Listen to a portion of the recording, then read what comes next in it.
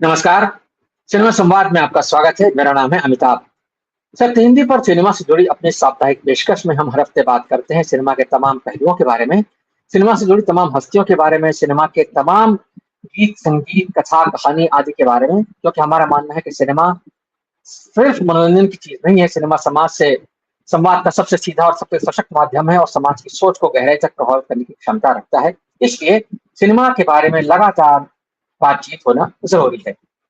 Cinema संवाद में हम अक्सर ऐसी हस्तियों का भी ज़िक्र करते हैं जिन्होंने अपने-अपने तरीके से अपनी प्रतिभा और लगन के बूते पर भारतीय सिनेमा को समृद्ध किया है।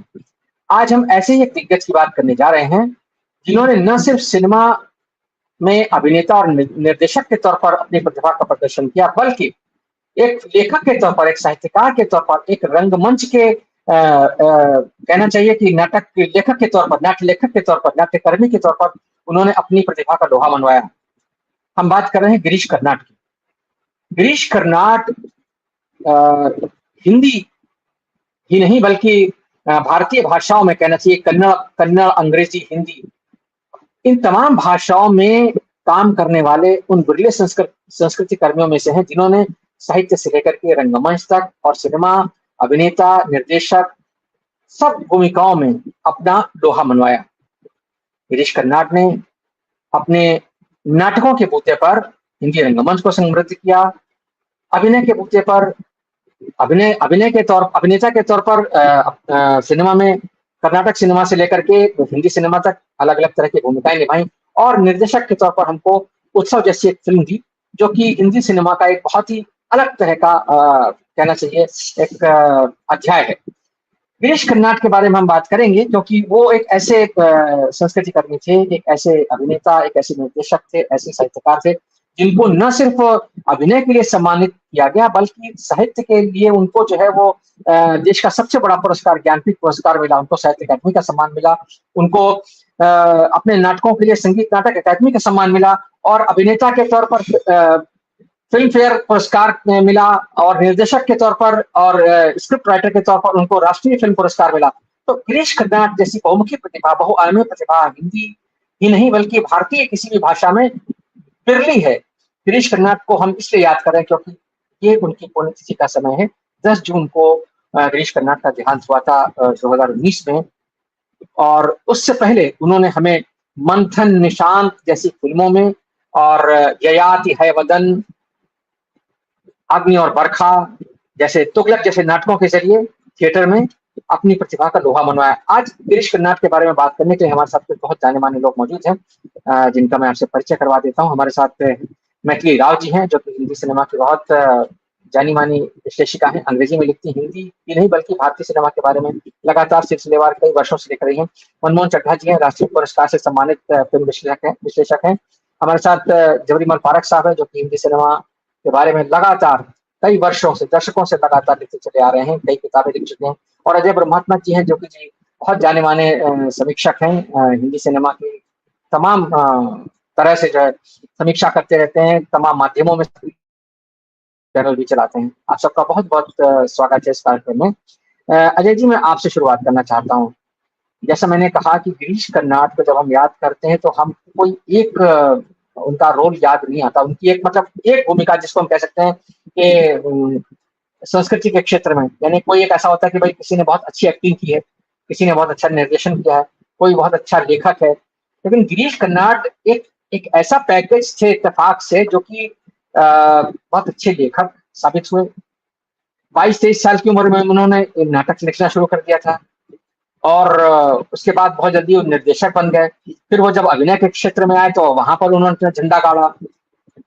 तो एक ऐसा आदमी जिसने कि तमाम जगह और जब एक प्रतिबद्ध संस्कृति कर्मी के तौर पर हम उनको याद करते हैं तो हम देखते हैं कि वो हमेशा ऐसे मोर्चों पर सक्रिय रहे, जहाँ जब उनको लगा कि नहीं क्रिएटिव फ्रीडम की सुरक्षा के लिए या क्रिएटिव फ्रीडम के पक्ष में आवाज़ उठाने की ज़रूरत है, तो वो हमेशा मोर्चे पर रहे। यानी अपने जीवन के अंतिम वर्षों में हमने उनको देखा था कि वो नाक में ऑक्सीजन की नली लगाए हुए गौरी लंकेश की हत्या के विरोध में धरने पर बैठे थे और उनके सीने अपने साथ में उन्होंने पोस्टर लगा रखा था कि मी टू अर्बन नक्सल यानी अर्बन नक्सल का एक जो नारा एक जो तोहमत पिछले 10 साल में हमने देखा कि सरकार के समर्थकों के एक वर्ग की ओर से आई गिरीश कर्नाड ने उसका प्रतिरोध करते हुए अपने आप को भी उससे जोड़ा था। अजय जी, मैं आपसे जानना चाहूंगा, गिरीश कर्नाड को आप किस तरह से याद करते हैं? क्या आप उनका मूल्यांकन करते हुए आप क्या कहना चाहेंगे? अजय जी, आप म्यूट पर हैं। जी, नमस्कार आप सभी को और अपने सभी दर्शकों, श्रोताओं को। और एक इंडिविजुअल के तौर पर गिरीश कर्नाड को याद करना न सिर्फ लाज़मी है, बल्कि हमें पढ़ना भी चाहिए उनको देखना भी चाहिए, उनको सुनना चाहिए। इतना सारा सब कुछ वो लिख पढ़ गए हैं, बोल गए हैं, जिसको जानना बहुत ज़रूरी है। मैं स्वीकार करता हूँ कि मेरी नाटकों में कोई रुचि नहीं है। मैं नाटक नहीं देखता हूँ अमूमन। तो इसलिए मैं नाटककार गिरीश कर्नाड के बारे में ज़्यादा बातें नहीं कर सकता। सुनी-सुनाई बातें करनी होगी तो कह दूँगा कि उन्होंने है वतन लिखा, ययाति लिखा, तुगलक लिखा, ये सारी बातें हो सकती हैं। मैं यहाँ एक प्रबुद्ध व्यक्ति की चर्चा करूँगा, एक पब्लिक इंटेलेक्चुअल की बात करूँगा, जो गिरीश कर्नाड हैं। हिंदी में दक्षिण से आए हुए वे अकेले समर्थ प्रबुद्ध व्यक्ति हैं, जिनको हिंदी समाज ने भी उसी तरीके से स्वीकार किया, जिस तरीके से वे अपने समाज के पुरोधाओं को स्वीकार करते हैं। ये बहुत बड़ी बात है। वो पहले ऐसे पब्लिक इंटेलेक्चुअल हैं साउथ के जो ट्रांसेंड करते हैं, दक्षिण से उत्तर की तरफ आते हैं और कई सारी ज़िम्मेदारियाँ निभाते हैं। मेरी मुलाकात उनसे सिर्फ़ एक बार है और आप टाइगर फ़िल्म आई थी तब मैंने उनसे मेरी मुलाकात हुई थी और जो थोड़ी बहुत बातें हुई थी। उसके अलावा कभी ऐसा मुलाकात का अवसर नहीं मिला। हाँ, उनकी चर्चा श्याम बाबू से और दूसरे लोगों से सुनने को मिलती रही हैं। पता नहीं कितने लोगों को याद होगा, मतलब जेएलएफ में एक बार वे नसीरुद्दीन शाह के साथ आए थे। नसीरुद्दीन शाह की एक किताब जो उनकी बायोग्राफी है, ऑटोबायोग्राफी है, उसका कोई समारोह था, उसमें वे और नसीरुद्दीन शाह दोनों बैठे आमने-सामने और वहाँ कुछ पुरानी बातें उन लोगों ने याद की। वो बहुत रोचक बातचीत है। अगर आप लोगों में से किसी ने नहीं देखा है तो ज़रूर उस बातचीत को देखें। बौद्धिक स्तर पर असहमति, विरोध के बावजूद कैसे 2 इंडिविजुअल, 2 प्रतिभाशाली व्यक्ति एक-दूसरे का सम्मान कर सकते हैं, ये वहाँ देखने को मिलता है। रेफ़रेंस के लिए मैं बता दूँ कि जब नसीरुद्दीन शाह एफटीआईआई में पढ़ रहे थे, उस समय गिरीश कर्नाड वहाँ के डायरेक्टर थे और नसीरुद्दीन शाह के बैच ने एक स्ट्राइक कर दिया था, जिसमें जसपाल और नसीर दोनों बहुत अग्रणी भूमिका निभा रहे थे, नारे लगाने से लेकर के और जो घेराव होता है, वो तमाम चीज़ें। गिरीश कर्नाड को उस बातचीत के पहले तक ये लगता रहा कि ये लोग मुझे हटाने के लिए ये सारा कर रहे हैं। उस बातचीत में क्लियर होता है कि नसीर की डिमांड क्या थी या छात्रों की डिमांड क्या थी और उसको समझने के बाद गिरीश कर्नाड ने जिस तरीके से स्वीकार किया कि हाँ, एक एडमिनिस्ट्रेटर के तौर पे मैं सोच रहा था, बिहेव कर रहा था और ये बहुत मुश्किल काम होता है। नसीर, आप भी इस बात को समझें कि आपकी डिमांड से सहमति होने के बावजूद मैं एडमिनिस्ट्रेटर के तौर पर कुछ नहीं कर सकता था। उसमें रोचक बातें जो निकल के आई हैं कि उस समय की मिनिस्ट्री ने, जैसा कि होता है, गिरीश कर्नाड को स्पष्ट संकेत दिया था कि अगर आप चाहें तो इन दोनों छात्रों को निकाल दें। हम आपको बैक करेंगे, कोई दिक्कत नहीं है। लेकिन गिरीश कर्नाड ने कहा कि नहीं, ये दोनों मेरे स्कूल के, मेरे इंस्टीट्यूट के बेहतरीन छात्र हैं, प्रतिभाशाली छात्र हैं, मैं इनको निकाल नहीं सकता, मैं इनसे बातें करूँगा, मैं इन्हें समझाने की कोशिश करूँगा और मैं इनको अपने यहाँ रखूँगा। और फिर कैसे सारी बातें सुलझती है। तो एक प्रबुद्ध शिक्षक, एक ऐसा एडमिनिस्ट्रेटर जो चाहता तो कानून की सहायता लेकर या ऊपर वालों के अधिकारियों की सहायता लेकर के एक ऐसे छात्र को निष्कासित कर देता, लेकिन उस निष्कासन का क्या असर होता है, एक प्रतिभा हमको मिल नहीं पाती और हम उससे बिछड़ जाते। ऐसे बहुत सारे उदाहरण हैं उनके, जहाँ एक एडमिनिस्ट्रेटर के तौर पर उन्होंने, एक शिक्षक के तौर पर उन्होंने अपनी भूमिकाएँ निभाई हैं। आपको बता दूँ कि ओमपुरी का एडमिशन नहीं हो रहा था एफटीआईआई में, सिर्फ इसलिए कि ये प्रतिभाशाली तो हैं, लेकिन इनका चेहरा फ़िल्म के काबिल नहीं है। चड्ढा साहब सारी बातों को याद करें या बता सकते हैं, लेकिन वीटो लगाया गिरीश कर्नाड ने कि नहीं, इस लड़के का एडमिशन होगा, और उन्होंने एडमिशन लिया। और हम बाद में जानते हैं कि हमें एक कैसा अच्छा सिद्ध अभिनेता मिला। यही इसी प्रसंग में एक और चर्चा करूंगा कि एक दिलीप धवन नाम के एक एक्टर हुए थे। दिलीप धवन 14 निर्माताओं की सिफारिश लेकर के एफटीआई में पहुंचे थे एडमिशन लेने के लिए। उस समय टैलेंट हंट होता था, जिसमें निर्माता लोगों की एक कमेटी थी, वो चुनती थी प्रतिभाओं को। तो इन 14 निर्माताओं ने उनको भेजा था कि आप जाओ वहां से एक्टिंग की ट्रेनिंग ले लो। उनका एडमिशन नहीं हुआ वहां पे, क्योंकि वो अयोग्य माने गए। राज कपूर ने सिफारिश की कि भाई तुम तो हम लोगों को बदनाम कर रहे हो, और हमारी इज्जत क्या रह जाएगी, हमने सिफारिश की, तुम एडमिशन क्यों नहीं ले लेते। तो गिरीश ने साफ उनसे कहा कि भाई ये योग्य लड़का नहीं है, इसको कैसे ले सकता हूं मैं। खैर बाद में कुछ और छल प्रपंच हुआ, वहां पे जोड़ तोड़ हुआ और उसे लड़के का एडमिशन हो गया। लेकिन गिरीश जी ने सवाल किया कि आप सिफारिश करके भेज तो देते हैं बच्चों को यहाँ पढ़ने के लिए, लेकिन क्या हमारे यहाँ से जो प्रतिभाशाली छात्र निकलते हैं उनको आप काम देते हो? कभी इस पर सोचना। और इस बात से राज कपूर बहुत प्रभावित हुए। उन्होंने दिलीप धवन को कहा भी कि देखो बेटा, तेरा एडमिशन तो हमने करवा दिया है, लेकिन काम के लिए मेरे पास मत लौटना, तुम खुद देख लेना का। तो ये वाला पक्ष जो है ना, ये जानना भी जरूरी है कि एक प्रबुद्ध व्यक्ति जो होता है, प्रबुद्ध शिक्षक जो होता है, वो कितना लोकतांत्रिक होता है, किस तरीके से सारी चीजों को लेके चलता है। बाकी निर्देशक के तौर पर, अभिनेता के तौर पर हम उनको देख चुके हैं। वे प्रशिक्षित अभिनेता नहीं रहे, कभी नहीं लिया उन्होंने कोई प्रशिक्षण अभिनय का। शुरू में नाटक वगैरह में हिस्सा जरूर लिया होगा, लेकिन जब संस्कार फिल्म उन्होंने सोचा था बनाने के लिए, जिसके वे निर्देशक भी थे, और उन्होंने वे फिल्म बनाई। हालांकि फिल्म में निर्देशक का नाम कुछ और गया था, निर्माता का नाम चला गया था निर्देशक के तौर पे। तो उस फिल्म में चूंकि पैसे कम थे और सिर्फ 95,000 रुपए में वो फिल्म बनी थी, तो उस फिल्म के लिए बाहर से एक्टर नहीं लिया जा सकता था। तो बाई एक्सीडेंट गिरीश कर्नाड वहां पे एक्टर बन गए। और यह भी बता दूं कि उस संस्कार फिल्म को पहले भारत सरकार ने बैन कर दिया था, क्योंकि माना गया था कि यह फिल्म ब्राह्मणों के खिलाफ है। और बाद में जब फिल्म रिलीज हुई, किसी भी तरीके से सेंसर हुआ, तो उसी फिल्म को सूचना एवं प्रसारण मंत्रालय की तरफ से राष्ट्रीय पुरस्कार भी दिया गया। तो ये विडंबनाएं हमारे समाज में किस तरीके, और ये सबको, ये सारे प्रसंग जो है वो आज के समय में याद करना जरूरी है। हम लगभग वैसे ही बल्कि उससे विकट माहौल में जी रहे हैं। और अगले 5 साल तो आपने अफसोस जाहिर किया ही इस सिरे संवाद के पहले, कि क्या तकलीफ है और क्या दुख है कि हमें ऐसे व्यक्ति को प्रधानमंत्री के तौर पर अगले 5 साल तक स्वीकार करना पड़ेगा। और अभिनेता के तौर पर मैं यही कहूंगा कि बहुत सहज अभिनेता रहे।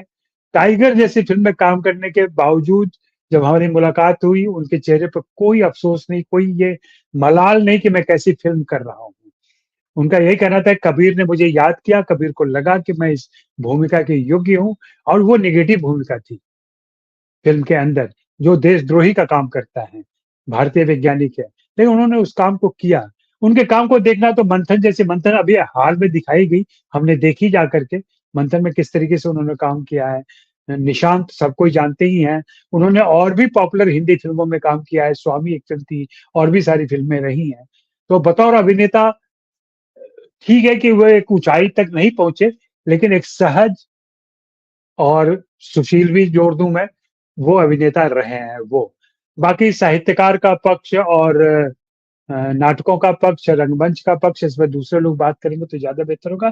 फिलहाल मुझे आरंभिक यही बातचीत करनी थी। शुक्रिया। बहुत शुक्रिया दीदी, आपने फिल्म इंस्टीट्यूट की बात के जरिए जो है गिरीश कर्नाड के व्यक्तित्व के जिस पहलू का जिक्र किया, वो अपने आप में बहुत कुछ कहता है उनकी पर्सनैलिटी के बारे में। खास तौर से आज के दौर में, जैसा आपने जोड़ना चाहा, बिल्कुल सही बात है कि आज के दौर में जब हम देखते हैं कि पायल कपाड़िया नाम के एक फिल्मकार, जिनको कि कान में पुरस्कार मिलता है, और वो पुरस्कार भारत के सिनेमा के लिए एक पहला पुरस्कार है एक तरीके से जो उन्होंने अर्जित किया। लेकिन उन पायल कपाड़िया को फिल्म इंस्टीट्यूट के एक डायरेक्टर गजेंद्र चौहान के खिलाफ आंदोलन करने की वजह से सस्पेंड करने की बात आ गई थी, और उनके खिलाफ अभी भी मुकदमा चल रहा है तो ये भी एक दौर हमने देखा, और एक ऐसा डायरेक्टर भी था गिरीश कर्नाड जैसा, जिसने कि कहा कि नहीं ये मेरे स्टूडेंट हैं, नसीरुद्दीन शाह का जो आपने जिक्र किया और ओमपुरी का भी आपने जिक्र किया। मुझे याद है अमरीश पुरी ने अपनी जो ऑटोबायोग्राफी लिखी है उसमें उन्होंने गिरीश कर्नाड का भी जिक्र किया है। और अमरीश पुरी के बारे में ज्यादातर दर्शक जो कि हिंदी सिनेमा को देखते हैं वो उनको एक पॉपुलर फिल्मों के एक विलन के तौर पर याद करते होंगे, क्योंकि लोगों की ज्यादा उस तरह का एक्सपोजर नहीं है, उन लोगों की निगाह में वो मोगेम्बो हैं बहुत पॉपुलर। लेकिन अमरीश पुरी थिएटर के बहुत ही समर्थ अभिनेता थे, ये शायद बहुत ज्यादा लोग नहीं जानते हैं। और उन्होंने अपने करियर की शुरुआत थिएटर से की थी, सत्यदेव दुबे और विजय तेंदुलकर के साथ में। तो वो जो शुरुआती दौर था उसमें उन्होंने ययाति जैसे ययाति और तुगलक नाटकों में, ययाति में उनकी भूमिका जो है बहुत चर्चित रही थी।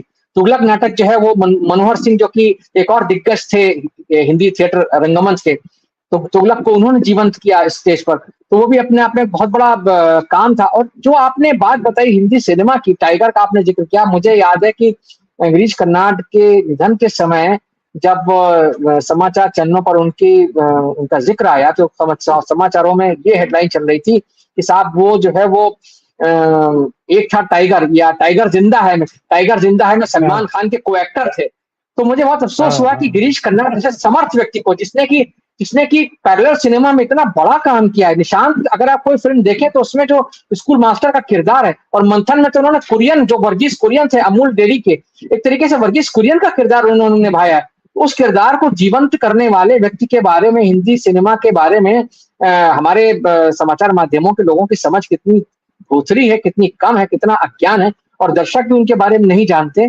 तो ये बहुत अफसोस की बात है, और इसीलिए हम इस तरह के कार्यक्रम करते भी हैं अक्सर सिनेमा संवाद में, कि लोगों को ऐसे लोगों के बारे में, सिनेमा से जुड़े ऐसे लोगों के बारे में पता चलना चाहिए जिन्होंने अपनी प्रतिभा से भारतीय सिनेमा को समृद्ध किया है। हिंदी सिनेमा के दर्शक हिंदी फिल्में ही ज्यादातर देखते हैं, लेकिन मंथन जैसी फिल्म जिसका कि अभी आपने जिक्र किया, जो कि अभी कान में जिसको कि स्पेशल स्क्रीनिंग जिसकी हुई एक खास वजह से, खास तौर पर उसको दिखाया गया, वो फिल्म जो है एक बार आपको दिखाती है कि किस तरीके से, जैसा आपने भी बताया कि 95,000 में फिल्म बनी थी। मंथन जो है वो 2-2 रुपए लेकर के 5 लाख किसानों से जो है फिल्म बनाई गई थी। ये भी अपने आप में सिनेमा का एक अनूठा प्रयोग है, जो जिसके लिए श्याम बेनेगल बधाई के पात्र हैं। और ये भी गिरीश कर्नाड उस फिल्म का हिस्सा थे, नसीरुद्दीन शाह उस फिल्म का हिस्सा थे, अमरीश पुरी उस फिल्म का हिस्सा थे। तो वो जो एक दिग्गजों की एक पूरी पीढ़ी थी जिसको अब याद कर रहे हैं, उसमें से बहुत सारे लोग हमारे बीच नहीं है। मैथिली जी, मैं आपके पास आना चाहता हूँ, क्योंकि आप दक्षिण भारत से आती हैं और आपने दक्षिण भारतीय सिनेमा को भी देखा है। गिरीश कर्नाड की फिल्मों का जिक्र कर रहे थे, संस्कार फिल्म का जिक्र किया उन्होंने। मुझे याद है गिरीश कर्नाड ने बहुत सारी फिल्मों में बहुत सारे ऐसे रोल निभाए हैं जो कहना चाहिए साइड हीरो के थे, या आपके लिए जैसे स्वामी का जिक्र किया उन्होंने। और स्वामी में शबाना आजमी के साथ जो उनकी भूमिका है वो अपने आप में एक बहुत इंटरेस्टिंग किरदार है, कि वो पत्नी जो है वो शादी के बाद भी जो है किसी से प्रेम करती है, और वो उसी के साथ छठी होने के चक्कर में पूरी फिल्म में जो है वो कहीं ना कहीं वो उसकी योजना बन रही है। लेकिन एक पति है जो कि उस मध्यवर्गीय जीवन में किस तरीके से उससे प्रेम भी करता है और कैसे उसको प्रेम के जरिए वापस लाता है। गिरीश कर्नाड ने बहुत सुंदर तरीके से वो अभिनय किया था। मैथिली जी, मैं आपसे चाहूंगा गिरीश कर्नाड के व्यक्तित्व के बारे में और उनके काम के बारे में आप हमारे दर्शकों को कुछ बताएं। नमस्कार। मैं एक बात से शुरू करूंगी। अजय जी ने FTIA के हिस्सा बताया था, उसका चैप्टर, वो क्योंकि ही से Naseeruddin Shah was a troublemaker, मगर जब इसका मंथन का ये हो रहा था, और मंथन का पहले भी श्याम बेनेगल को उसी ने नसीरुद्दीन शाह को प्रपोज किया है, रेकमेंड किया था, ये लड़का बहुत उसमें वो इंटेंसिटी जो आप चाहते इसमें है, आप इनको लीजिए, काम पे लीजिए। यू नो दैट रिकग्निशन जो टैलेंट की है वो पहचान करने का ये उसमें ये खूबी थी। और उसका संस्कार के ब्रेक थ्रू फिल्म है कन्नड़ा सिनेमा के लिए भी, पैरेलल सिनेमा के लिए भी संस्कार। इधर एक बहुत क्या है, कॉन्फ्लुएंस ऑफ इंटेलेक्चुअल्स के, वो स्टोरी अनंत मूर्ति की थी, शॉर्ट स्टोरी जैसी, और ये लोग सब जैसे it's like a cooperative friends मिलके बनाए। और उसका रेड्डी उसका नाम, ये वो तो प्रोड्यूसर थे और नॉमिनली नाम डायरेक्टर उसका आता है, मगर जो लोकेशन पे थे वो लोग बोलते हैं कि एक ऑस्ट्रेलियन सिनेमाटोग्राफर उस टाइम इंडिया में था, उनको उसने सिनेमाटोग्राफी की। तो ये गिरीश कार्नाड और द सिनेमाटोग्राफर मिलके ये फिल्म का एक्चुअली डायरेक्टर्स कह सकते हैं। तो संस्कार में इन्होंने उसका रोल है, क्योंकि इसका एक सेक्ट ऑफ ब्राह्मण साउथ इंडिया में, माधवा ब्राह्मण बोल के, बहुत ऑर्थोडॉक्स है। तो वो ऑर्थोडॉक्सी का कि उसमें एक रेबल मर जाता है और उसकी मिस्ट्रेस रहती है एक शूद्र, स्नेहलता रेड्डी, वो प्रोड्यूसर की स्टेज एक्ट्रेस। तो मगर इसमें क्या, क्योंकि अपने बिरादरी अपनी जात में कोई मर गया तो उसका संस्कार कैसा करना चाहिए, तो ये तो इसको बहिष्कार नहीं किया था, मगर उसी में एक है। तो वो ये लोगों का मजाक उड़ाता था, वो जो मर गया आदमी, वो एक उसकी जैसे उसकी छवि, उसकी personality through out the film वो भी ऐसे एक जगह आती रहती है। और प्राणेश आचार्य बहुत माने हुए उधर के पंडित है, कि बोलते हैं कि ये बहुत ज्ञानी और सब संस्कार, मतलब सब वेदों का और सब जो रिचुअल्स करने का उसे ये है कि मतलब ही इज द एक्सपर्ट। मगर जब तक उसकी दाह संस्कार नहीं हो सकती है, ये लोग ये पूरा ब्राह्मणवाड़ा में कोई खाना पीना कुछ नहीं कर सकते वो रिचुअल से। और एक चीज भी है, वो जो वो मिस्ट्रेस रहती थी, उससे इनको अट्रैक्शन हो जाती है एक बार। तो उसका संघर्ष इतनी है, बल्कि मैं सबसे आचार्य हूं इधर, मगर मैं थोड़ा ऐसा गिर गया तो अपने आप खोजने के लिए वो चले जाता है। उसकी बीवी है वो जो बेड रिडन है, उनकी सेवा करता रहता है, बच्चे नहीं हैं उनके। तो इसके लिए वो घूमता है, मठ में जाता है, और उधर एक छोटा बहुत बात करने वाला लड़का रहता है। जब भी खाना परोसते रहते हैं, बोलते कि अच्छा आपका गांव में किसी का मृत्यु हो गई तो ये लोग साथ में सह पंक्ति में बैठ के नहीं खा सकते जब तक वो सूतक उसे। तो ये पूरा ब्राह्मण सोसाइटी का रिचुअलिस्टिक बिहेवियर वो कैसे लोगों को इतनी बांध के रखती है। और ये आदमी जो है, जो उसका सबसे प्रमुख आदमी, उसका क्वेश्चन करने का है। तो अपने वो संघर्ष, उसकी घर छोड़ के सब जगह घूम के आने के बाद वो बोलता है कि नहीं, वो जो मर गया आदमी वो भी अच्छा आदमी था, उसका दहन संस्कार हमें करना चाहिए। तो इसीलिए वो जो ये ब्राह्मण सेक्ट, क्योंकि अनंत मूर्ति का स्टोरी तो पॉपुलर थी वो टाइम पर, फिर भी ये लोगों को, समाज को, क्यों ये ब्राह्मण समाज को इतना क्रिटिसाइज, इतने क्रिटिकली देखा है, तो इसीलिए पहले बैन हुई थी, बाद में ये मतलब अवार्ड मिल गई है। तो एंड ये भी ही इज कन्नड़ा सिनेमा और 2 किए हैं इसने, और बीवी कारंत भी थे साथ में।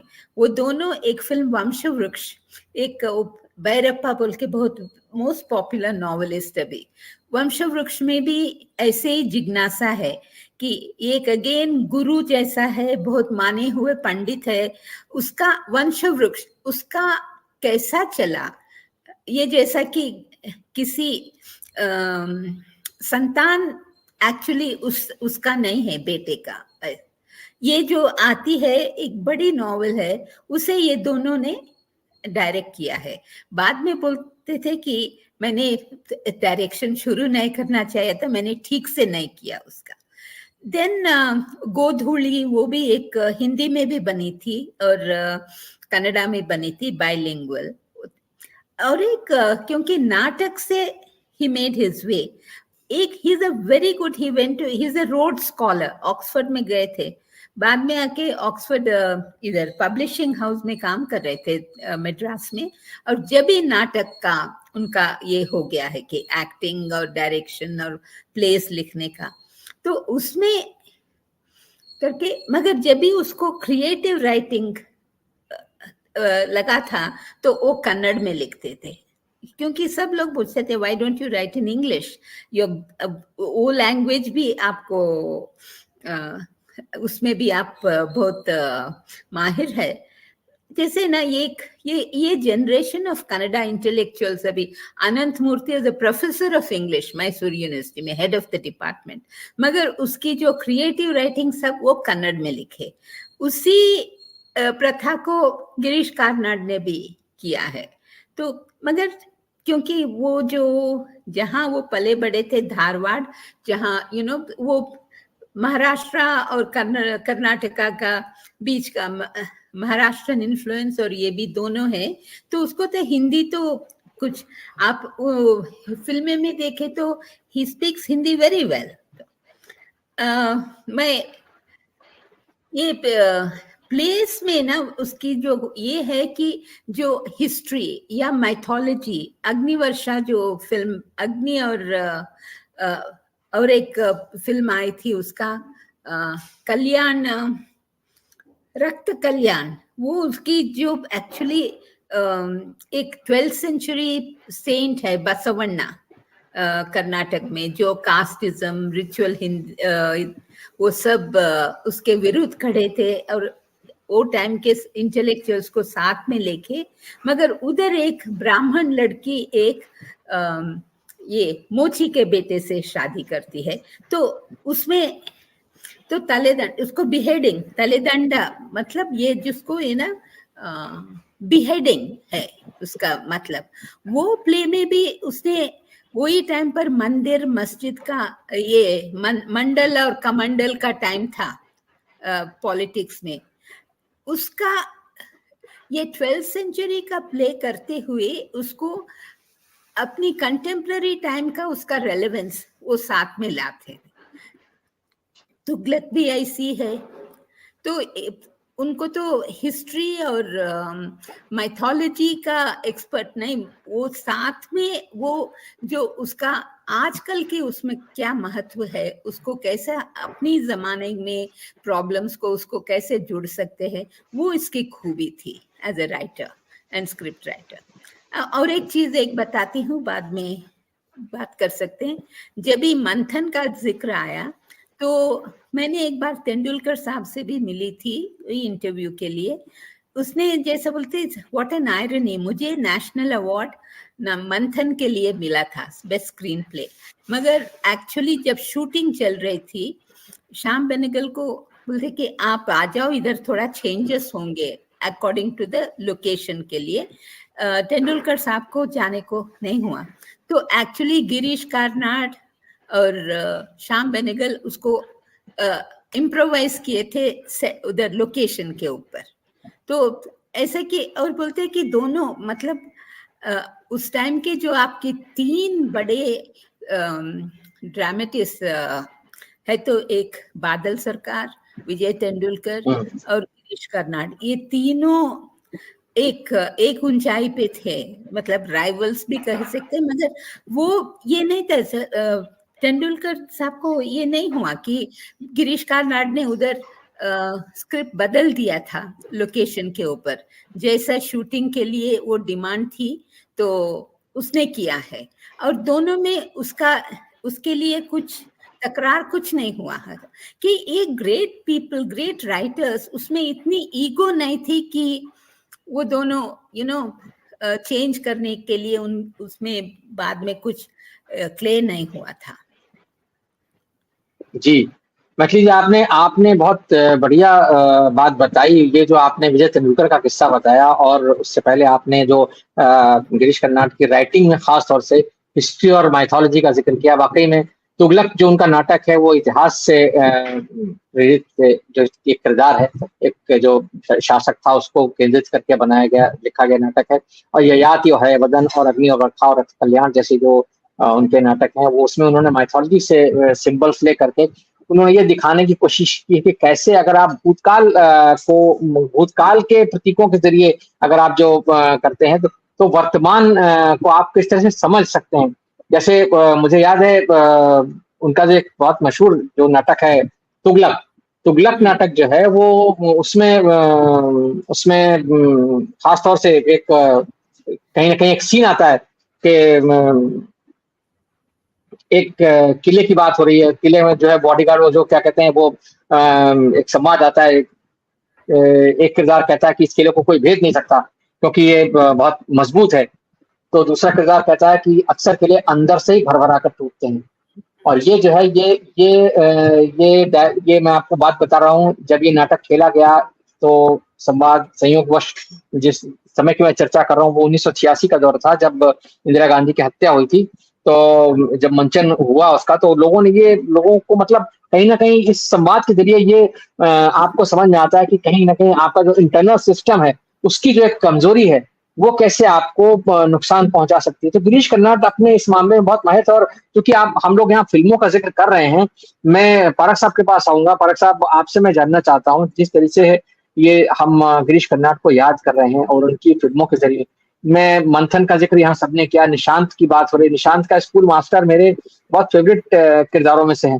यानी वो व्यक्ति जिसकी पत्नी को जो है वो एक गांव के जमींदार का बेटा उठा लाया है और वो चुपचाप जो है वो पीड़ा भी वो झेल रहा है, वो सब कुछ है। जमींदार का ऑपरेशन भी अपनी जगह है ना।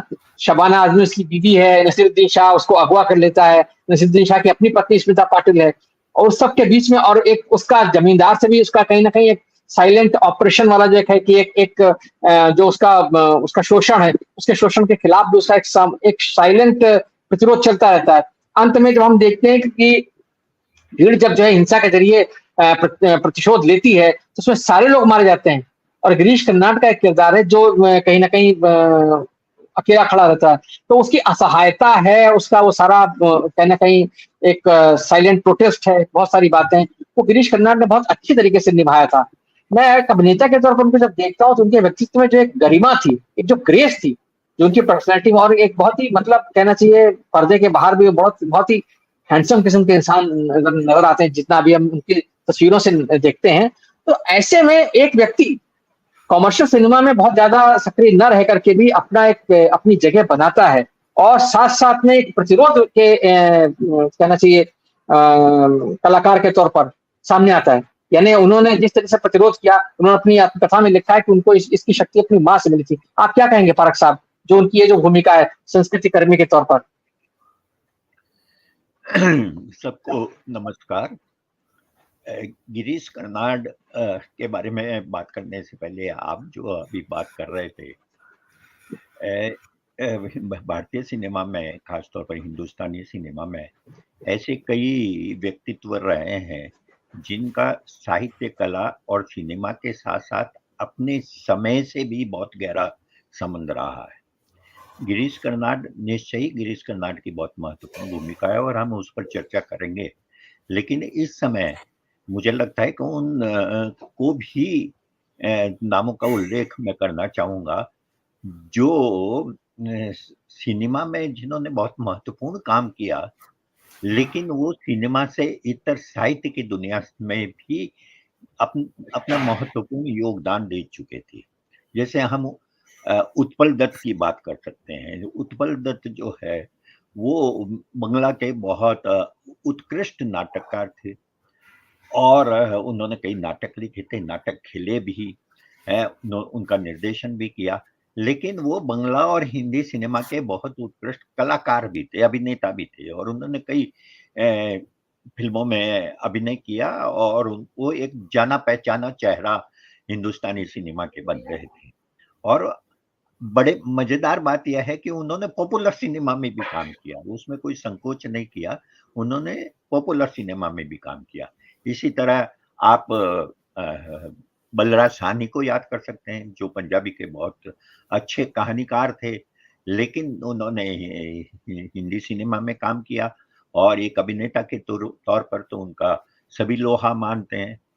तो उस परंपरा को अगर ध्यान रखें तो गिरीश कर्नाड भी एक ऐसे कलाकार थे जो फिल्मों में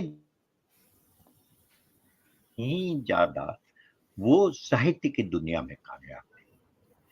ठीक मैथिली जी ने कहा कि वो बादल सरकार, विजय तेंदुलकर और गिरीश कर्नाड ये अपने समय के शायद सबसे बड़े नाटककार थे। मैं इसमें एक नाम और जोड़ना चाहूँगा, मोहन राकेश का। ये सब लोग जो है, ये कहीं न कहीं जिन्होंने भारतीय नाटक को, भारतीय नाट्य लेखन को बहुत ऊँचाई दी। और इस रूप में निश्चित रूप से गिरीश कर्नाड का बहुत बड़ा योगदान है। गिरीश कर्नाड की विशेषता यह है, जो कुछ हद तक शेष नाटककारों में भी है, कि इन लोगों ने ऐतिहासिक और पौराणिक आख्यानों पर नाटक लिखे। इनके ज़्यादातर नाटक जो है, ययाति हो, तुगलक हो, हयवदन हो, इन सब या तो ऐतिहासिक, जैसे तुगलक ऐतिहासिक कथानक पर है, ययाति जो है वो पौराणिक कथानक पर है। तो इस तरह से उन्होंने इस तरह के नाटक लिखे। खुद इनका मोहन राकेश का जो नाटक है आषाढ़ का एक दिन, वो कालिदास के जीवन पर आधारित है। कहने का मतलब यह है कि ये लोग अतीत के माध्यम से वर्तमान को समझने की कोशिश कर रहे थे, और उस प्रक्रिया में बहुत ही कहना चाहिए कि बहुत ही क्रिएटिव, जो मंच पर भी उतने ही कामयाब नाटक थे जितने कि वे पढ़ते हुए एक साहित्यिक कृति के रूप में भी कामयाब थे। तो ये सिर्फ इसलिए मैं उल्लेख कर रहा हूँ कि हम ठीक से गिरीश कर्नाड के योगदान का जो एक व्यापक क्षेत्र है उसको समझ सकें।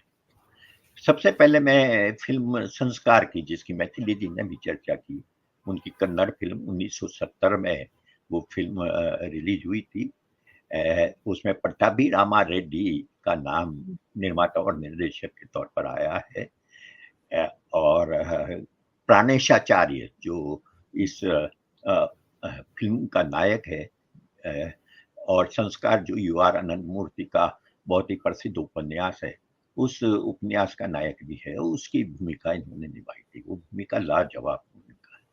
और महत्वपूर्ण यह है कि जो ब्राह्मणवाद के विरुद्ध जो संघर्ष को कथानक का विषय बनाया गया है, उसका जिस रूप में निर्वाह नाटक उपन्यास में किया गया है, कमोबेश उसी तरह से फिल्म में भी किया गया है। फिल्म में कोई कॉम्प्रोमाइज नहीं किया गया। कई बार ऐसा होता है कि फिल्मकार बहुत को, क्योंकि आप देखेंगे कि उपन्यास और फिल्म में अंतर ये होता है कि उपन्यास तो आप पढ़ते हैं, और उसमें ऐसी चीजें हो जिससे कि समाज का कोई वर्ग जो है उद्वेलित हो जाए और उसका विरोध करने लगे। फिल्म में उसकी संभावना ज्यादा होती है, और शायद संस्कार के बारे में भी कुछ ऐसा आशंका थी। लेकिन जो फिल्म बनी, जिसकी पटकथा पट्टाभी रामा रेड्डी उन्हीं का नाम आता है, और एक और किसी श्रीनिवास का नाम आता है, लेकिन इसके संवाद जो है गिरीश कर्नाड ने लिखे थे।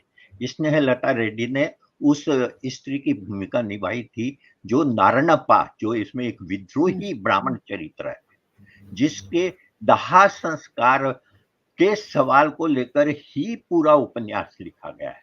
तो उसका दाह संस्कार ब्राह्मणों को करना चाहिए या नहीं चाहिए, क्योंकि उसने ब्राह्मणत्व त्याग दिया था नारायणप्पा, लेकिन ब्राह्मणों ने उसका त्याग नहीं किया था। यह एक बड़ा पेचीदा सवाल था कि उसका ब्राह्मण विधि से संस्कार किया जाए या न किया जाए।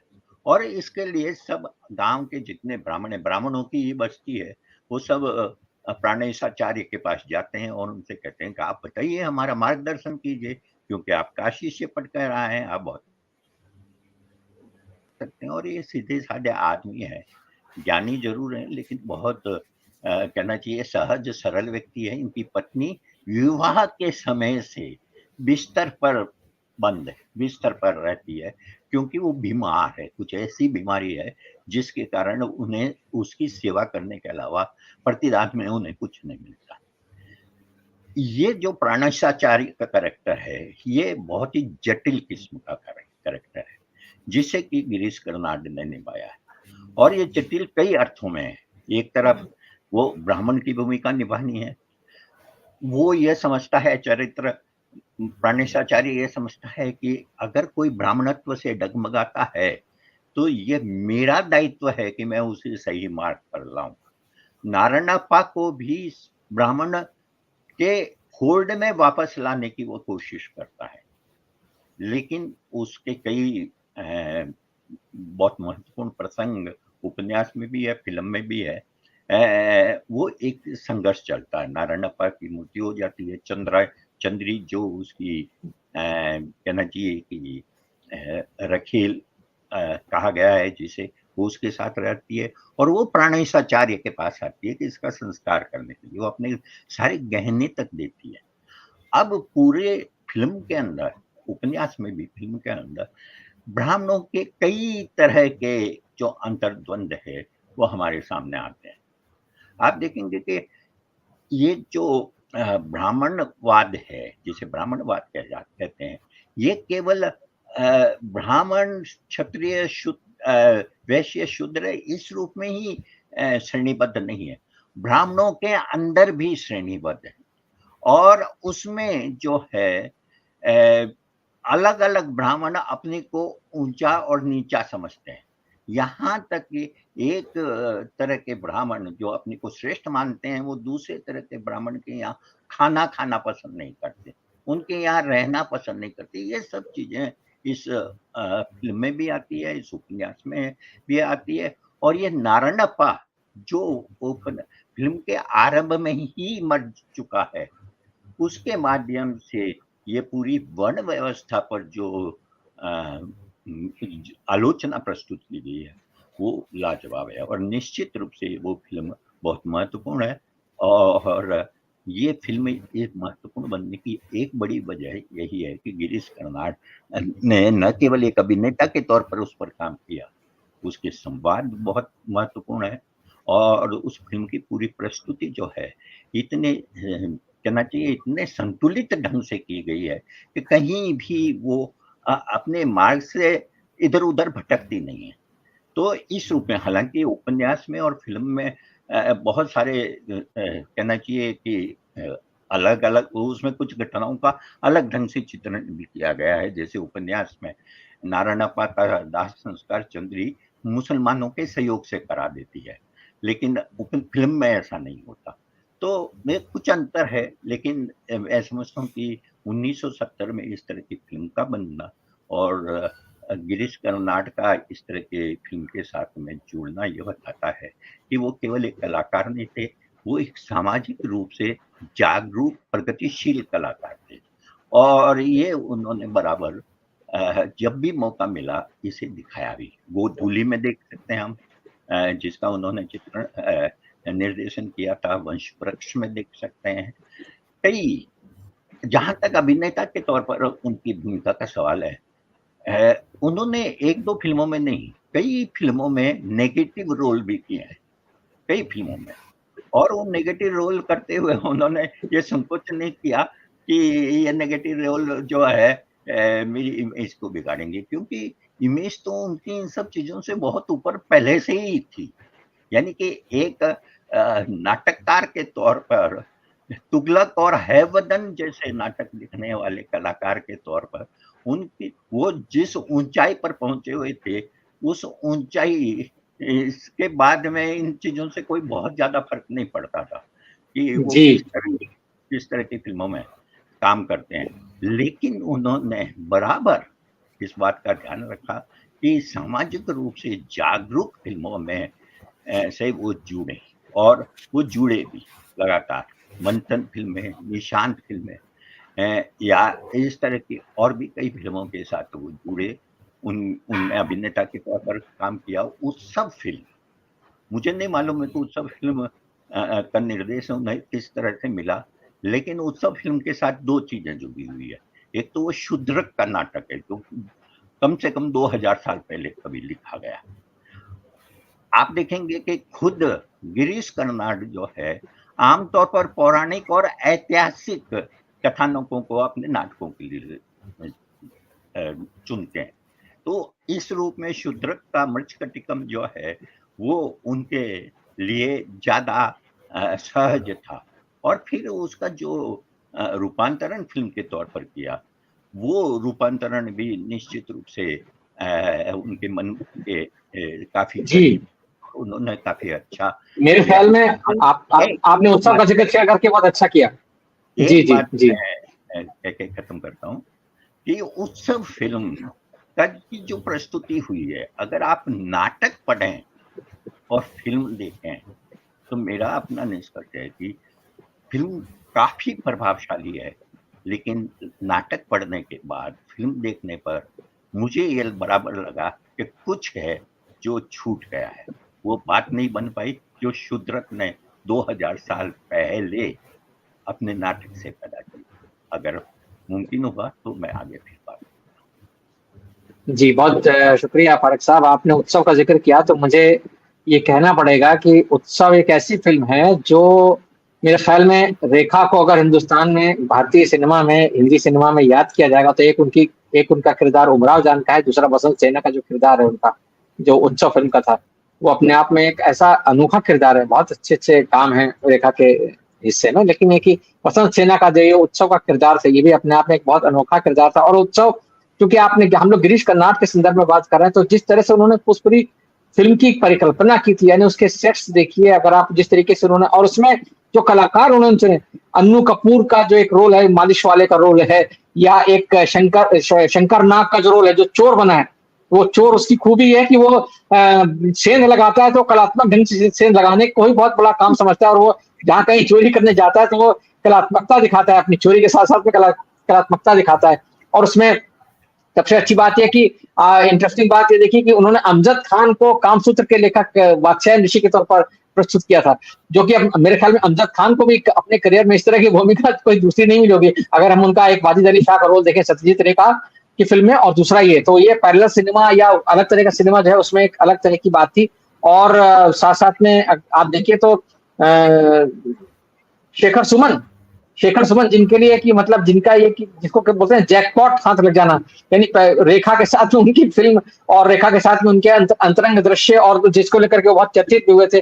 तो एक अलग तरह का शशि कपूर का एक का किरदार, शशि कपूर इस फिल्म के प्रोड्यूसर थे, और उन्होंने मतलब बहुत हिम्मत दिखाई कि ऐसी फिल्म प्रोड्यूस की। इसके लिए शशि कपूर की भी तारीफ होनी चाहिए, क्योंकि शशि कपूर ने कम से कम जो कलात्मक सिनेमा है उसको समृद्ध करने में अपना एक योगदान दिया है, बहुत महत्वपूर्ण योगदान दिया है, बावजूद इसके कि वो हिंदी के मतलब ठेठ मसाला सिनेमा के अभिनेता थे, लेकिन एक प्रोड्यूसर के तौर पर और एक कलात्मक सिनेमा के अभिनेता के तौर पर उनकी भूमिका बिल्कुल अलग रही। तो इस फिल्म में उन्होंने जो किरदार निभाया है, वो दादा के सारे संस्थानक का जो किरदार निभाया है, जो कि एक तरीके से नकारात्मक किरदार है, लेकिन वो कॉमिक विलन का किरदार है जो अपने आप में बहुत इंटरेस्टिंग है। तो गिरीश कर्नाड की एक दृष्टि बिल्कुल रही है।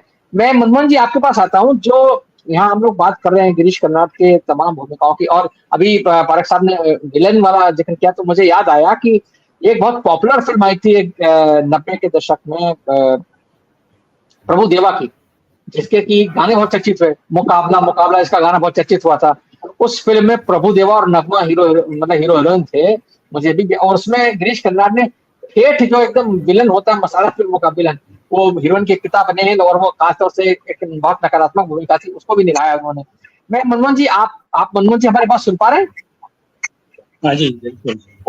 जी मैं आपके पास आ रहा हूँ, मैं वापस लौट रहा हूँ आपके पास इस सवाल के साथ में कि एक प्रतिबद्ध कलाकार के तौर पर, एक प्रतिबद्ध संस्कृति कर्मी के तौर पर जो है उनकी भूमिका को आप किस तरह से देखते हैं? क्योंकि हम जब याद करते हैं गिरीश कर्नाड को आज के दौर में, तो हमको वो इमेज भी याद आती है कि वो गौरी लंकेश की हत्या के विरोध में बैठे हुए प्रदर्शन पर, और उनके गले में तख्ती लगी हुई है मी टू अर्बन नक्सल, और उन्होंने, हमको मालूम है कि इस जो मौजूदा सरकार है, अब तो है ही कहना पड़ेगा, क्योंकि लगातार तीसरी बार वही एनडीए की सरकार आई है, जिसमें कि कुछ फेरबदल हुआ जरूर है, लेकिन लगभग वही सारी चीजें हैं।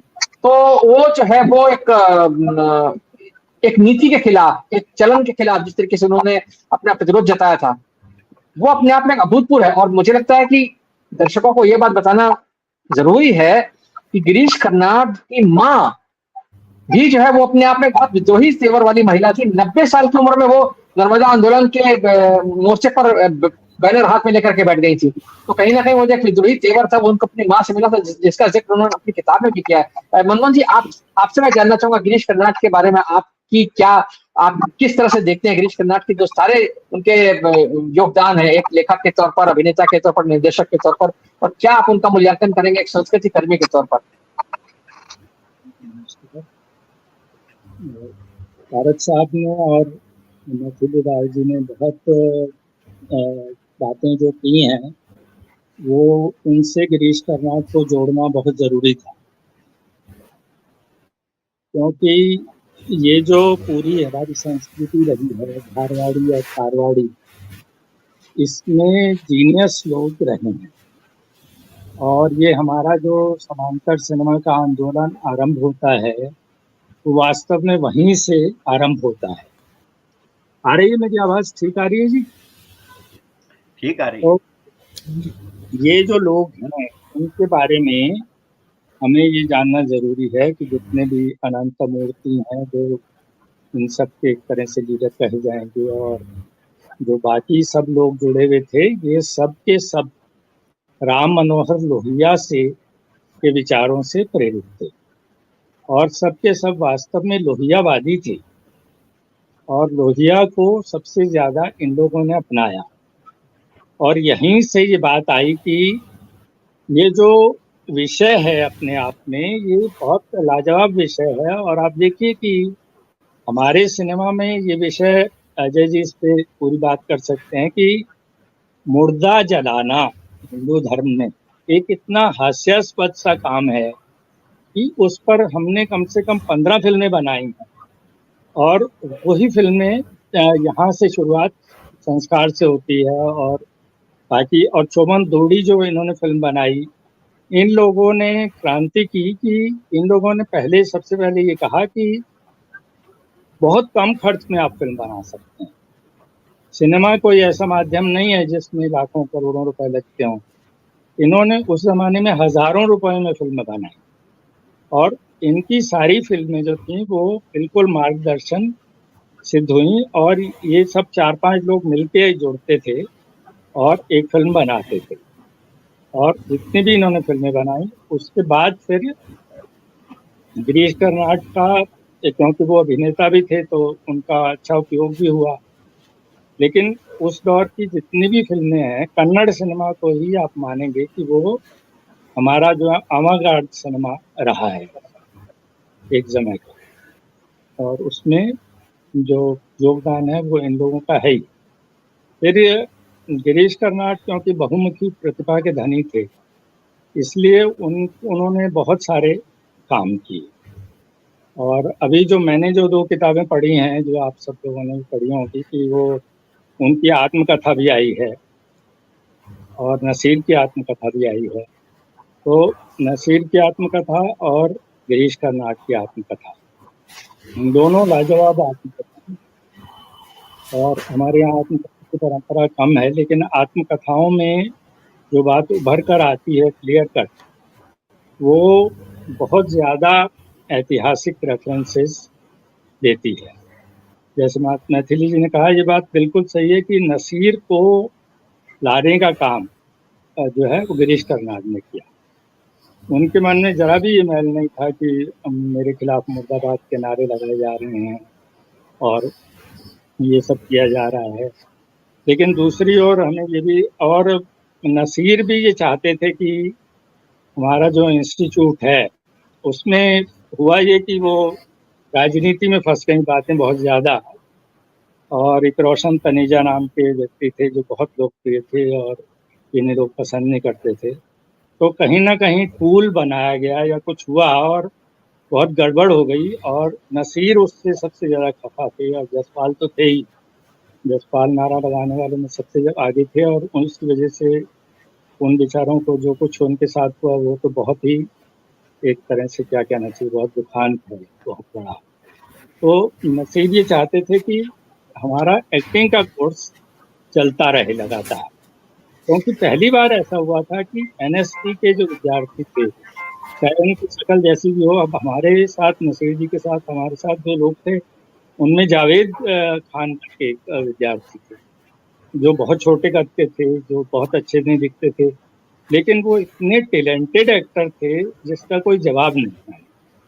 तो टैलेंट को पहली बार 15 साल में 14 साल में जब 61 से फिल्म इंस्टीट्यूट शुरू हुआ तो 74 में आते आते टैलेंट को जगह मिल रही थी और एनएसटी का बहुत ज़्यादा उसमें योगदान होने वाला था, लेकिन हुआ ये कि वो कोर्स एक्टिंग का बंद कर दिया गया और 76 में वो बंद हो गया और फिर 2000 में शुरू हुआ। और सरकारी धंधे ऐसे ही चलते हैं, एक बार जो चीज़ बंद हो जाती है वो फिर शुरू नहीं हो पाती है, लेकिन वो बंद जो हुआ उसका ही सारा मतलब उसके बारे में विस्तार से मैं यहाँ कहने की ज़रूरत नहीं है। आत्मकथा में गिरीश कर्नाड ने भी लिखा है और उसी संदर्भ को पूरे के पूरे नसीर ने भी लिखा है पूरी डिटेल में। तो इसलिए गिरीश कर्नाड का जो योगदान मैं मानता हूँ वो एक नाटककार के रूप में बहुत बड़ा है। एक हमें जो ज़रूरत थी भारत में, जो सबसे बड़ी ज़रूरत रही, जैसे पारक साहब ने कहा कि देखिए कितनी बड़ी बात है कि 75 साल में हम 4 आदमियों के नाम गिना पा रहे हैं नाटककारों के रूप में, जिसमें राकेश के जो आधे अधूरे वगैरह हैं वो थोड़े हो गए हैं जिन्हें आउटडेटेड भी कह सकते हैं, लेकिन जो है वतन जैसा नाटक है वो आज से 50 साल बाद फिर खेला जाएगा और नए संदर्भों के साथ खेला जाएगा। फिल्म के साथ ऐसा होता है, फिल्म बन जाती है बस उसके बाद नहीं बनाती, लेकिन नाटक के साथ नए नए लोग आते हैं, नाटक नए नए निर्देशकों के साथ, नए नए अभिनेता के साथ हर 10-15 साल में खेला जाता है। तो हमारे यहाँ नाटकों का जो विकास नहीं हुआ है इस पर भी हमें बात करनी चाहिए और ख़ासतौर पर हिंदी पट्टी में ये जो हमारी कलाओं के प्रति एक बहुत अजीब सी जुगुप्सा की भावना है नाटक के प्रति, फिल्म के प्रति ख़ासतौर पर, उससे भी बहुत नुकसान हुआ। और ये जो चीज़ें हैं ये मराठी और कन्नड़ दोनों में बहुत टॉप पे रही हैं हमेशा से। इतने नाटक गृह यहाँ हैं महाराष्ट्र में और कर्नाटक में, तो मुझे ऐसा लगता है कि अगर गिरीश कर्नाड नाटक लेखन पर और ज़्यादा ध्यान देते और उनके हम और ज़्यादा नाटक देख पाते, 10-12 नाटक वो लिख डालते, हैवदन, पले डंडा जैसे, नागमंडल जैसे, तो बहुत बड़ा योगदान होता। क्योंकि आज हमारे पास जो हैं नाटककार वो एक ही हैं, विजय तेंदुलकर, जिनके 25 नाटक हैं और अद्भुत नाटक हैं। और विजय तेंदुलकर का जितने भी फिल्मों के हम नाम ले रहे हैं सब में विजय तेंदुलकर है। विजय तेंदुलकर के बिना ये फिल्में बनती ही नहीं। निशांत हो, मंथन हो, भूमिका, सब फिल्में विजय तेंदुलकर। ये होता है कई बार कि लेखक जो है, लेखक की जो सॉलिटरी लाइफ होती है उसे कई बार हम स्वीकार नहीं कर पाते। फिर आप बहुत ज़्यादा लोकप्रिय आदमी हैं, बहुत ज़्यादा सुंदर हैं, बहुत अच्छे हैं, स्मार्ट हैं, तो आप लोगों को इनकार भी नहीं कर पाते हैं चीज़ों के बारे में। तो ये बहुमुखी प्रतिभा कहीं ना कहीं गिरीश कर्नाड की थोड़ा सा उन्हें वो भी हुआ, लेकिन इसमें हम डिनाई नहीं कर सकते कि वो बहुत ही बड़े आदमी थे और बहुत उन्होंने काम किया। और जो आप बात कर रहे हैं वो सारी जो है वो तो ज़रूरी चीज़ें हैं ही और उनका विरोध होना भी चाहिए था और उन्होंने जमकर विरोध किया। जब तेंदुलकर वाला मामला उठा तब भी तेंदुलकर के साथ सब लोग थे। तो ये लोग जो हैं सब, हमें ये नहीं भूलना चाहिए कि राम मनोहर लोहिया की परंपरा से आते हैं और राम मनोहर लोहिया के जो विचार हैं उन्हें हमें हमेशा याद करते रहना चाहिए। जी, ये आपने बहुत अच्छी बात कही आपने लोहिया जी का जिक्र करते हुए और उस परंपरा से जोड़ते हुए। ये अपने आप में बहुत बिरली बात है कि वाकई में कर्नाटक के जीनियस को मतलब सलाम करना चाहिए। और हिंदी पट्टी के दर्शकों को, जैसा आपने कहा कि हिंदी पट्टी के दर्शकों को खास तौर से सिनेमा, साहित्य, संस्कृति की जो विधाएं हैं उनको ठीक से समझने के लिए ऐसे इंटेलेक्चुअल्स को ज्यादा पढ़ना चाहिए, उनके काम को ज्यादा देखना चाहिए।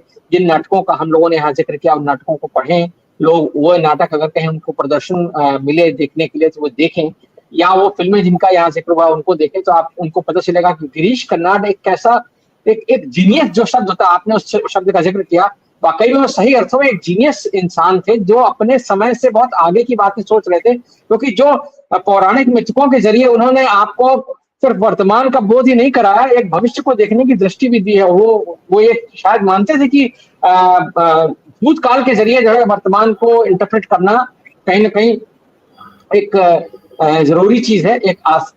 उसके जरिए लोगों को शायद कहानियों के जरिए चीजें ज्यादा अच्छी तरह समझ में आती हैं। इसीलिए उन्होंने ययाति के जरिए जो इंसान की एक महत्वाकांक्षा है, तुगलक के जरिए कहीं जो रूरल जो बने शासक की जो सनक है उसको दिखाना, तो वो बहुत सारे उन्होंने काम किए हैं। और मेरे ख्याल में जब गिरीश कर्नाड को हम एक तरीके से याद कर रहे हैं, उनके काम को याद कर रहे हैं, तो ये हम जो और कलाकार हैं, जो और इस तरह के कामों में लगे हुए लोग हैं और दर्शक हैं, उनसे भी हम ये अपेक्षा करते हैं कि वो कहीं ना कहीं इस चीज को देखें कि अंततः उन्हें समाज के लिए क्या देना है, क्या करना है। सफलता एक अपनी जगह चीज है, लेकिन समाज के लिए जो उनका जुड़ाव है वो अपने आप में एक बहुत बड़ी चीज है।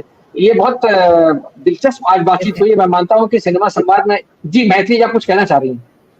या एक चीज मैं कहना चाहती हूँ कि कलयुग देखिए श्याम बेनेगल की, उसका तो पटकथा स्क्रीन प्ले में उसमें गिरीश कर्नाड की है कि जो वो महाभारत का स्टोरी कंटेम्प्ररी कैसे किए हैं, वो एक चीज है। तो कंटेम्प्ररी सब्जेक्ट्स में उसने और एक नाटक किया है, बिखरे बिंब हिंदी में है, इंग्लिश में जो एक शबाना एक ही पात्र की, जैसे एक सिर्फ एक रहती है और पूरे जगह वो टीवी के स्क्रीन्स रहते हैं, तो उसके अलग अलग चेहरे उसमें दिखती हैं। तो एकदम very different kind of subject. एक लेखिका है जो अपनी भाषा में, ओरिजिनल कन्नड़ा में था, कन्नड़ा में नॉवेल्स लिखती है, उसकी तो थोड़ी तो प्रशस्ति मिलती है, मगर उसकी एक छोटी बहन जो हैंडीकैप्ड है, उसने एक इंग्लिश नॉवेल लिखती है, तो वो ये चोरी करके अपने नाम से ये पब्लिश हो जाती है, उससे उसकी फेम दुगनी हो जाती है। तो एक उसमें 2-3 चीजें हैं, जो अपने लैंग्वेज में लिखते हैं उनको तो इतनी महत्व नहीं मिलता है, फेम नहीं मिलती जो अंग्रेजी में लिखते हैं। वो एक सब्जेक्ट है, और वो सिबलिंग राइवलरी, 2 बहनों के बीच का राइवलरी, और एक ही सेट में वो एक टीवी इंटरव्यू के लिए बैठी है। शबाना का भी देखा मैंने, और अरुंधति नाग हिंदी में की थी एनसीपीए में। एक एक्ट्रेस के लिए वो रोल मिली तो बहुत अच्छी है। तो शबाना इंग्लिश का पोर्शन की थी और अरुंधति, तो अभी उसमें एक वुमन राइटर की जो उसकी आकांक्षा है और उसकी जो अंदर से एक खोखलापन रहता है, और बाद में वो जितना अपने आप में कॉम्प्रोमाइज करके अपनी बहन की नॉवेल अपने नाम से कर देती है। तो ये सब एक एक मतलब था कि एक्ट 1 एक्ट 2 कुछ नहीं है। तो वो भी एक ये क्रिएटिव एक्सपेरिमेंट थी जो बहुत अच्छी सक्सेसफुल रही थी, क्योंकि गिरीश कर्नाड आजकल लेटर कंटेम्प्ररी सब्जेक्ट से सीधा नॉवेल प्लेस लिखे थे। बस ये 2 चीज मुझे कहने की थी। जी, बहुत शुक्रिया मैथिली जी। आपने जो कहा वो कहीं ना कहीं गिरीश कर्नाड की जो शख्सियत के बारे में हम आज बातचीत कर रहे हैं, उसमें कहीं ना कहीं एक इजाफा करता है जानकारी में, और ये जानकारियां हमारे दर्शकों के सामने हम इसलिए लाते हैं ताकि उनको ये समझने में आसानी हो, उनमें ये दिलचस्पी पैदा हो कि जिस सिनेमा की हम बात करते हैं उसका सिर्फ एक ही फॉर्मेट नहीं है। वो सिर्फ ऐसा नहीं है कि जो हिंदी सिनेमा में जो डांस और सॉन्ग वाला एक फॉर्मेट है, या लड़ाई झगड़ा रोमांस, ये वो वही नहीं है। सिनेमा के जरिए लोगों ने बहुत अच्छे अच्छे काम किए हिंदुस्तान में, और हिंदी से अलग भाषाओं में, यानी गिरीश कर्नाड तो हिंदी फिल्मों के अलावा उन्होंने कन्नड़ भाषा में काम किया, तेलुगु में काम किया, मराठी में उम्बरठा जैसी फिल्म उन्होंने काम की, जब्बार पटेल के साथ उन्होंने काम किया है, जो अपने आप में बहुत तारीफी काम है, बहुत ऐतिहासिक काम है। जो लोग सिनेमा के बारे में सचमुच दिलचस्पी रखते हैं, गंभीर सिनेमा को समझना चाहते हैं और सिनेमा को गंभीरता से समझना चाहते हैं, दोनों बातें मैं कह रहा हूँ, गंभीर सिनेमा को समझना और सिनेमा को गंभीरता से समझना, उनके लिए इस तरह की चर्चाएं, इस तरह की बातें बहुत जरूरी है उनको जानना। और इसीलिए हमारी कोशिश रहती है कि सिनेमा संवाद के जरिए हम आपको हिंदी ही नहीं बल्कि भारतीय सिनेमा के ऐसे लोगों से परिचित कराएं जिन्होंने सिनेमा में अपने अपने तरीके से अपनी प्रतिभा और लगन के जरिए सिनेमा में कहीं योगदान किया और सिनेमा को समृद्ध किया। आज की बातचीत बहरहाल गिरीश कर्नाड पर केंद्रित थी। इस बहुत अच्छी बातचीत के लिए आप सबका बहुत बहुत शुक्रिया और दर्शकों का बहुत बहुत धन्यवाद कि उन्होंने इसको बहुत सब्र के साथ देखा सुना। हम फिर किसी नए विषय के साथ हाजिर होंगे, तब तक के लिए धन्यवाद, नमस्कार।